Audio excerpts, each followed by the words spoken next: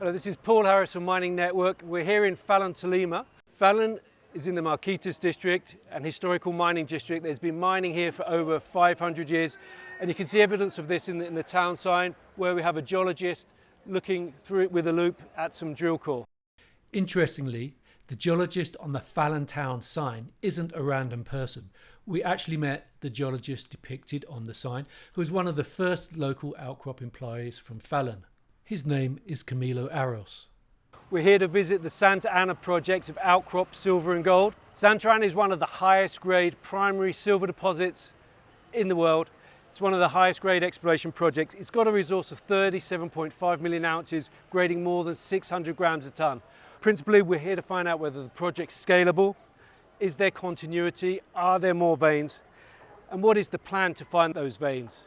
The company's already drilled 40,000 meters for its initial resource. The total drilling now is 75,000 meters, so there's a lot more drilling to go into resource. And we're looking to see where those new ounces are going to come from. We visited Outcrop Silver and Gold Santa Ana project at the end of 2024 for a reason, because we believe the company is entering a pivotal year in 2025, which should, if we're right, see a re-rating for the company. Before we talk to Ian Harris, the President and CEO, to outline the company's plan, let's first set the scene by going back to 2019. 2019 was the year Outcrop first acquired the Santa Ana project, and by the end of that year had begun drilling. In February of 2020, the first assays were in, making the initial discovery at hole at Santa Ana hitting 0.7 meters at 21 grams per ton gold and 303 grams per ton silver. 3 days later, mining billionaire Eric Sprott took a $1 million stake in the company. 1 month after that, in March 2020, another high-grade hit at Santa Ana, this time 0.61 meters at 29 grams per ton gold and 1,675 grams per ton silver. By May, the success warranted the commencement of the Phase 2 drilling program.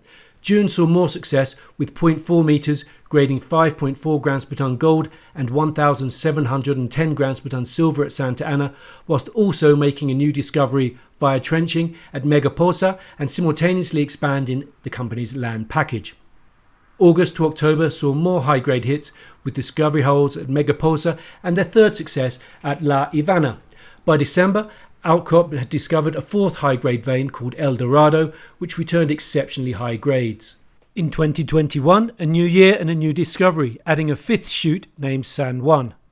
With so much success finding new high-grade mineralized systems, the company announced the launch of a 12,000-meter drilling program in March, focusing on the delineation of the 5 discovered veins plus new targets. Between April and June, the high-grade hits kept on coming, and the existing discoveries, plus a 6th discovery at what is called San Antonio. July through to the close of 2021 saw 3,000 grams per ton hits at Megaposo and samples extending El Dorado 1,000 meters to the north. In 2022, the first half of the year saw Eric Sprott increase his position to almost 17% of the company via continued support since his first investment 2 years previously. Roll on to July. The company now has 13 shoots with drill definition. You might well ask yourself, well, the grade is great, but can you actually mine and recover the silver? In November 2022, Outcrop answered that question to a certain extent, announcing 94% recovery rates from metallurgical testing. By April of 2023, Outcrop was finally ready to publish its maiden resource, including only 7 of the veins drilled to date. The resource confirmed Santa Ana as one of the highest grade silver projects globally, with 37 million ounces categorized as indicated and inferred resources. The 12 months following the resource saw more metallurgical test work, resulting in groundbreaking gravimetric results, further increasing the originally exceptional recoveries. Both met and grade ticking all the right boxes and beyond, Ian Harris decided the next step is to prove one final thing at the project: scale. A new drilling campaign commenced in mid-2024, and to date, the plan appears to be working, with 4 new veins being discovered, including Alguila, Laye, Jimenez, and Los Mangos. The target is to reach 100 million ounces of silver. Let's find out how they're getting on. So the majority of our resource is north to us. From this point further north, the majority is in 1/3 of the upper section of our entire 17-kilometer trend. So the objective, number one objective this year was to test as many targets as possible. Here at Morena, actually this is going to be the first drilling ever on this target. And the goal is to convert as many of those targets into discovery, so that when we focus on our exploration and resource drilling next year, we have as big of an inventory as possible. But also, very simplistically, explaining to shareholders, you have 37 million ounces in the north and about a third of the overall trend. We've hit here to be able to show exactly how this resource can grow. The other part of it is a systematic approach to saying, we know the average width, we know the average grade, we know our success rate, we have an idea of the overall strike. How much would it cost us to convert from drilling to get into an ounces in a resource, to make sure that we're doing at a number way lower than it costs us in the value that it creates in market. So our internal number, for example, 50 cents, and we know we'll have a value above $1 currently in this, even if the market continues to go sideways. So we know that we're spending our money in a way that creates significant value for our shareholders. Now, the veins here, they're relatively shallow. The drilling you've done in the past has been to average depth of 150, 200 meters. They're very high grade. You've had some very high grade hits of up to 3,000 grams per ton, 15,000 tons, grams per ton of silver equivalent. So it seems that with a few hits, you can build resources very quickly. Yeah, so there's actually two functions that happen that we find out. One is the consistency throughout the vein, which is different from vein to vein. Sometimes, for example, Aguilar this year was around our resource grade, but we had a very high success rate. And then other areas are not as predictable, but they have these blowout type grades. So all of that goes into our calculation on how to figure out, obviously when we hit nice thick intersections, those are going to definitely be the priority. But the rest is we got to build out, our internal goal would be how to get above 100 million ounces. It's kind of an internal, how do we get there? And we want to do that in the cheapest approach possible. But you're right, when you hit some of these areas that can have a tendency to swell, we hit very high grades, obviously they're always a top priority. But this year wasn't about that. A lot of the past of Outcrop was really about keeping those headlines, right? This year is about converting targets into discovery to build up an inventory that we can then follow up and do resource drilling. Now, the resource you have at the moment has an average grade of 614 grams per ton, which in the world of primary silver exploration projects, that's right at the top end. Are you confident you're going to be able to sort of keep that going with the exploration of targets like Morena? One of the things we're excited about is to date, that grade continues, both primary silver and around that resource grade on average. So that's really exciting. We have one little step left, but it's a little bit of an ace up the sleeves as we're going to be going to Mangos. This drill that's sitting here, its next place that we want to take it is going to the very southern end of the deposit, Los Mangos. But surface indications get us excited that we think we can deliver, but the proof is in the pudding. When the drill steel hits the ground, hits the vein, how does it look underground? But so far we're seeing the similar grades, so primary silver, and you're right. There's not a lot of primary silver projects in the world as it is. Well, having one of this high grade is obviously very exciting, seeing it continuing halfway through the trend. And by the end of the year, we'll be able to hopefully demonstrate we're seeing high grade primary silver throughout this 17-kilometer corridor. How have you identified the targets? As our viewers can see, there's a lot of vegetation here. It doesn't appear that there's a lot of outcropping stuff. Are there structures that your geologists sort of pick out and then you sort of poke around? Well, the name outcrop really is because it's outcrop. You might not see it, and sometimes it's a very small little section that the people will see a surface expression, and then that will be the start. Or we'll see boulders that came from somewhere, floats, for example, right? That's normally the start, is mapping all of that out. But normally you'll see a part of an outcrop at surface. It's then normally followed up, we had to do systematic, it's mapping. Then there's geochemistry. We already have geophysics over the entire area. Then sometimes followed up by trenching, right? Because perhaps the outcrop shows that a little part right here, but it's not too deep underground, so we can use trenching as a great indicator.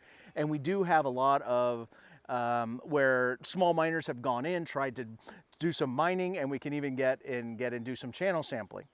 When we have all those pieces, and normally when the Vice President of Exploration feels the confidence, this is now ready to be drilled, right? Normally it's a very systematic approach. I get really excited about some of them. He goes, wait, we got a lot more work to do. Because at the end of the day, drilling is very expensive and we want to make sure that we have a high success rate. And year to date, we've been very successful. We've had Laye, Hernandez, Aguilar, all have come back with discovery holes in a very few short number of months. So I think we're doing things right. Now, high grade, the mineralization is argentite with sulfur salts and a smidge of electrum. I'm really looking forward to seeing some of this high grade core.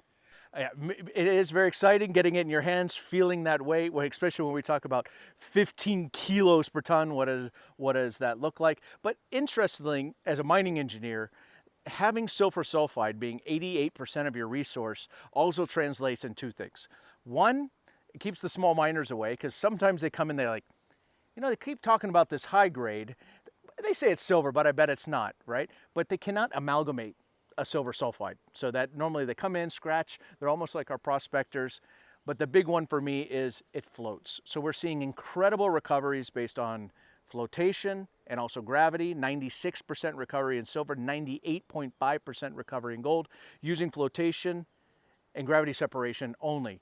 No cyanide. So as a minimum, we're not producing a zinc concentrate, a lead concentrate, a sulfur concentrate. It's a true, very high-grade precious metal concentrate, even with the potential to convert it direct to doré. So I call it the trifecta. You have extremely high grades, extremely high recoveries, and the potential for a high payable. So maintain that value that's in the ground throughout the process. And so that's very exciting too. That gives this project significant legs. After looking at some of the drilling sites, we went to the core shack where we met with Outcrop's Vice President of Exploration, Guillermo Hernandez, who was excited to show us some drill core containing up to 15 kilograms per ton of silver equivalent, making it some of the highest grade silver core drilled globally. Guillermo is used to seeing high grade, having previously worked with Lundin Gold on its Fruta del Norte gold mine in Ecuador. Hernando showed us core from the El Dorado and Maras veins, two of the highest grade, highest tonnage, and with the highest number of ounces of the veins in the Santa Ana resource. We're looking at two of the highest grade, highest tonnage, highest ounces in our resource that we published last year.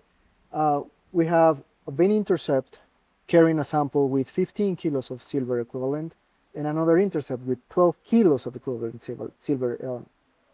They're very important because those veins contributed significantly to the resource.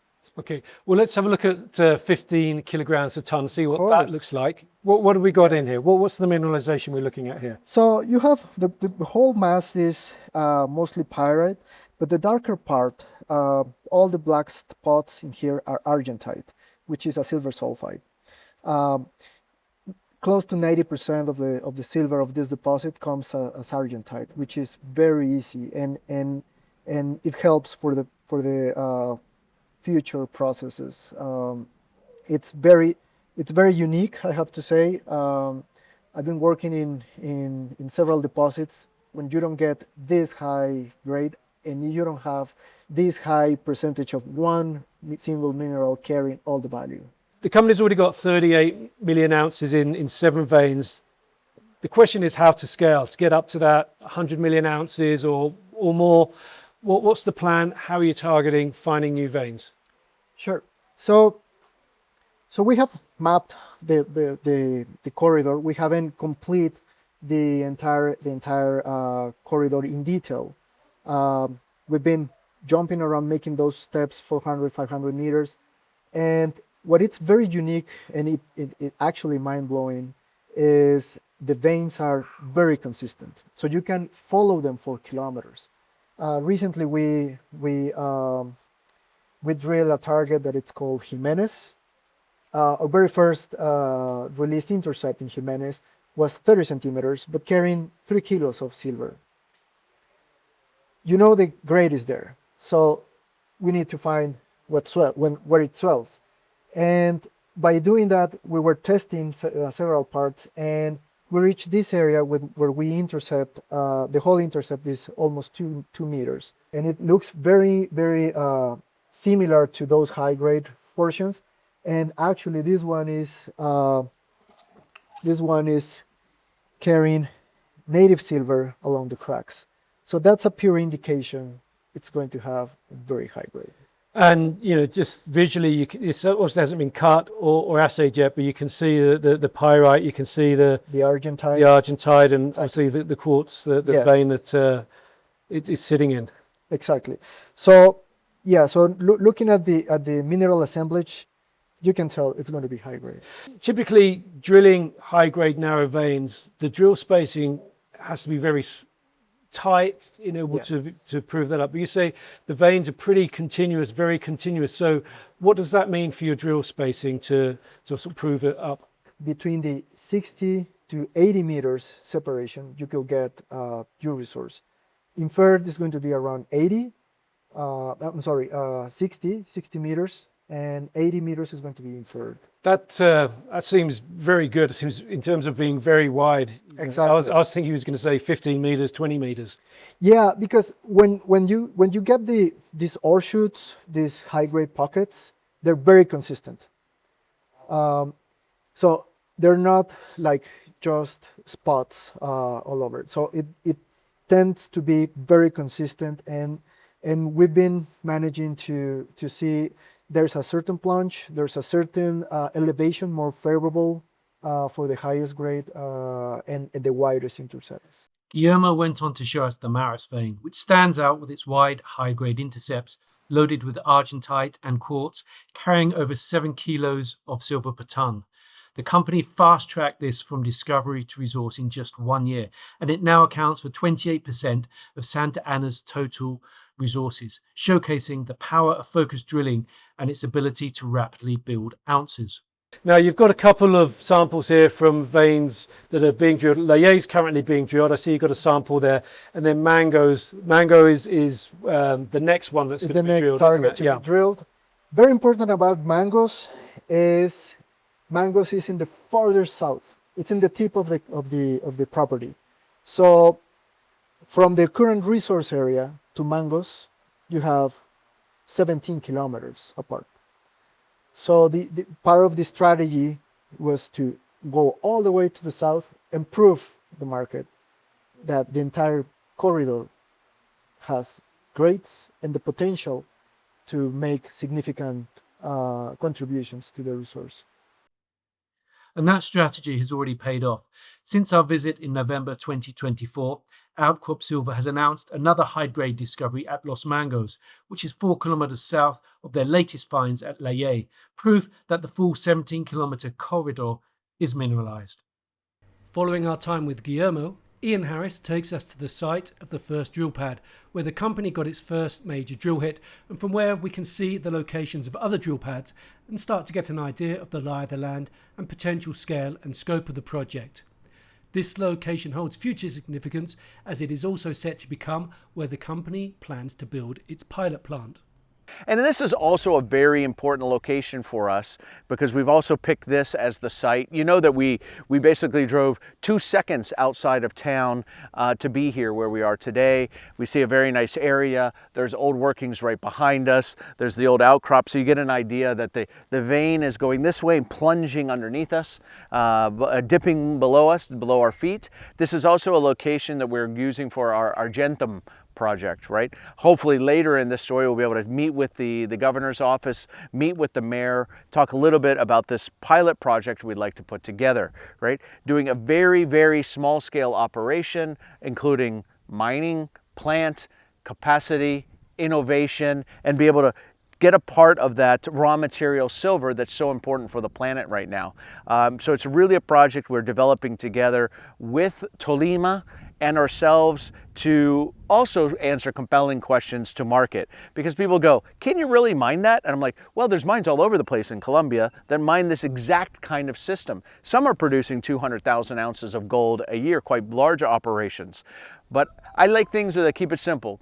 Is it possible? Yes, it is. Here's the example. Can you really get those types of recoveries? Yes, you can. Here's what. Can you really? And answer all those questions. But it also allows us to ability to scale. We know that silver can be very explosive, so we wanted to have that pathway into production. And this is where we wanted to all start. Mining projects are not developed in isolation, and it is increasingly important to have community support. We met with local government officials, including the mayor of Falan and the mining director of Tolima department, to ask them about the role they see for mining in their communities and the level of support they are willing to give mining projects in their territories. During our conversation with the mayor, he spoke of the benefits to the community of having Outcrop exploring in the region. These go beyond job creation, he said, as the company has helped the municipality source third-party funding for various social needs and programs. Following the visit to site, we had one more step left on our journey to Ibagué, the capital of Tolima province, and whilst we were there we met with the state director from the Tolima department government. Outcrop plans to start a small pilot plant whose permits will come from the departmental government rather than the national government in Bogota, so we wanted to get a feel for the level of support Outcrop may find there. I started by asking the state director of Tolima. In the past, there was a strong rejection of mining by the people of Tolima. How do you see the situation today? Truth be told, Tolima enjoys relatively good health in the mining sector. We don't have problems as complex as those in other departments. I would say, and I have mentioned it in several forums, that Tolima is a region that is friendly to carrying out good mining practices. So the departmental government is going to be present to intermediate between companies and communities. Of course, we always provide support, and I personally am fully committed, along with my team, to supporting these processes in the region. We go and we visit the projects, give a share of tranquility to the community by telling them that it's mining that is truly made with all the technical and international standards, and that what you are coming to the territory is to bring development. It's not as was previously thought. And pardon me, but the discourse, even from the president, compares it to the Spanish conquest era. The notion that people from outside only come to exploit us, extract our minerals, and then leave. But that is not the reality, and we all know it. Yes, this discourse is often leveraged. However, from our direction, we manage both the mining and energy sectors. In this sense, we are working on renewable energy projects that can support this process of energy transition. As experts, former ministers of mines and energy, and other sectors specialists have stated, without mining, there is no energy transition. If we are thinking about energy transition, we must consider mining. It is fundamental. There is no possibility of a transition without mining. Thus, we are also supporting several processes linked to mining in the context of the transition. In fact, not to influence too much here, but the work we are doing with Tiana and under Ian's directive in Cartagena, and with Maria Cristina, and perhaps Ana Maria could join the effort. Oscar Germán is also helping us. See if we can form an alliance with Samsung and the South Korean embassy. Silver is a very important resource, primarily for manufacturing. An alliance, yes. An alliance, but I wouldn't know under what terms it will be proposed. In Tolima. Because Samsung has developed a battery based in silver and graphite, without lithium. This presents two opportunities, and we want to propose them. The visit to Outcrop Silver and Gold's Santa Ana project was instructive on many levels. Perhaps the biggest takeaway and surprise was related to the continuity of the high-grade veins and the fact that they can be defined with relatively generous drill spacing. To date, the company has defined 7 veins, each containing an average of about 5 million ounces of silver equivalent, which, due to the geological continuity, sees each vein defined by about 5 drill holes. If these averages hold up as the company drills future vein targets, it should be able to make rapid steps towards its target of getting Santa Ana to over 100 million ounces of silver equivalent, and at a relatively economic discovery cost. It was also encouraging to hear local government officials speak so positively about the prospect of having mining in their territories. Since Outcrop put out the 40 million ounce resource on Santa Ana, it has more than doubled the meters drilled, with the number of veins targeted increased from 7 to 13. This means that with the next resource estimate, it will likely feature a big uptick in resources. We think this bodes well for the future. We will wait and see. Thank you for joining us.